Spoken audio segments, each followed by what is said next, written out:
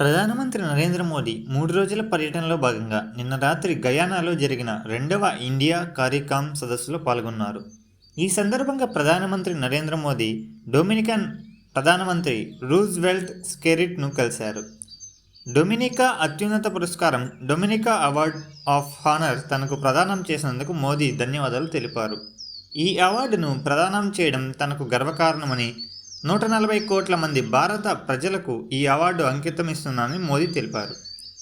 COVID-19 మహమ్మారి సమయంలో డొమినికాకు ప్రధానమంత్రి మోడీ చేసిన సహాయాన్ని, ఇరు దేశాల మధ్య భాగస్వామ్యాన్ని బలోపేతం చేయడంలో కృషికి గుర్తింపుగా డొమినికా అధ్యక్షురాలు సిల్వానీ బర్టన్ ఈ అవార్డును ప్రదానం చేశారు.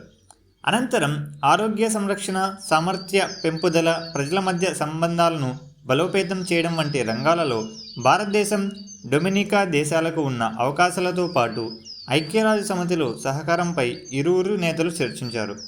అంతకుముందు జార్జ్ టౌన్లో ప్రధానమంత్రి నరేంద్ర మోదీ, గయానా అధ్యక్షుడు డాక్టర్ మహ్మద్ ఇర్ఫాన్ అలీ మధ్య ప్రతినిధుల స్థాయి చర్చలు జరిగాయి.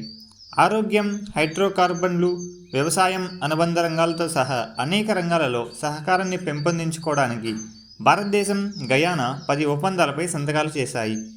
వైద్య ఉత్పత్తుల రంగంలో సహకారం, జన్ ఔషధి పథకం, సాంస్కృతిక మార్పిడి కార్యక్రమం, గయానాలో యూపీఐ వంటి సిస్టమ్ని అమలు చేయడం, Prasar Bharati, గయానాలోని national communications network మధ్య ప్రసార రంగంలో సహకారంపై అవగాహన ఒప్పందాలు సంతకాలు చేశారు.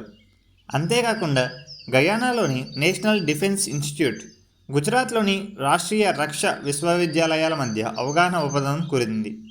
గయానా అధ్యక్షుడు డాక్టర్ మహ్మద్ ఇర్ఫాన్ అలీ మాట్లాడుతూ, ప్రధానమంత్రి నరేంద్ర మోదీతో జరిపిన చర్చ ఫలవంతం కావడమే కాకుండా ద్వైపాక్షిక సంబంధాలను బలోపేతం చేసేలా ప్రాంతీయ, ప్రపంచ సమస్యలను పరిష్కారం దిశగా చర్చలు సాగాయన్నారు. మోదీ గయానా పర్యటన రెండు దేశాల మధ్య సహకారాన్ని పెంపొందించడంలో ఒక ముఖ్యమైన మైలురాయని సూచిస్తుంది అన్నారు. 1968 తర్వాత భారత ప్రధానమంత్రి గయానా సందర్శించడం ఇదే మొదటిసారి.